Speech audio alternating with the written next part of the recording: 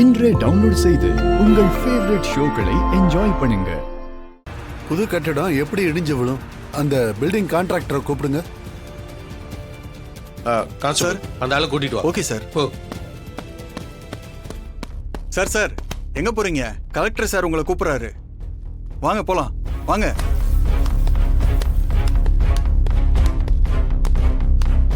வணக்கம் sir.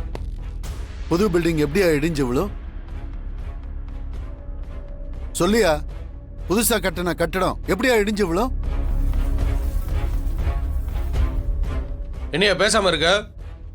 Collector sir கேட்கிறாருல, கேட்டா அமைதியா இருக்க? இப்படி திறப்புகள அன்னைக்கு இடிஞ்சு விழுகிற மாதிரியா கட்டடம் கட்டுவ?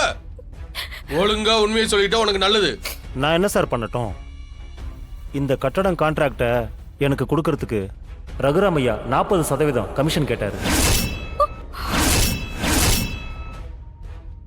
அதை கொடுத்ததுனால தான் இந்த கான்ட்ராக்டே எனக்கு கிடைச்சது. அதுக்கப்புறம் மணல், சிமெண்ட், கம்பி இது எல்லாமே அவர் சொன்ன இடத்துல தான் வாங்கணும்னு வேற சொல்லிட்டாருங்க. அதெல்லாம் தரமான மண்ணும் இல்லை, தரமான சிமெண்ட்டும் இல்லை ஐயா. வேற வழி இல்லாம தான் இப்படி தரமே இல்லாத பொருட்களை வச்சு கட்டடம் கட்ட வேண்டியதா போச்சு. அதுக்கப்புறம் ஜானகி அம்மா பதவிக்கு வந்ததும் கடைசியாக எனக்கு தர வேண்டிய 90 லட்சத்துக்கு 30% கமிஷன் கேட்டாங்க ஐயா. கமிஷன் கொடுத்தாதான் பில்லே பாஸ் பண்ணுவேன்னு சொல்லிட்டாங்க ஐயா. என்னால் வட்டிக்கு மேலே வட்டி கட்ட முடியல ஐயா. வேற வழி இல்லாம தான் நான் கமிஷன் கொடுத்தேன். ஐயோ சார், என் அப்பா அம்மா அந்த மாதிரி கிடையாது. இந்த ஆளு வேணும்னே சொல்றாரு. எங்க அப்பா அம்மாவை பத்தி ஊர்ல யார்கிட்ட வேணாலும் கேட்டு பாருங்க சார்.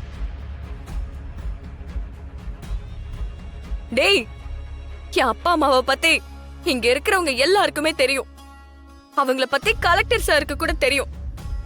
நீ உன் தப்ப மறைக்க அவங்க மேல பழிய போடுறியா?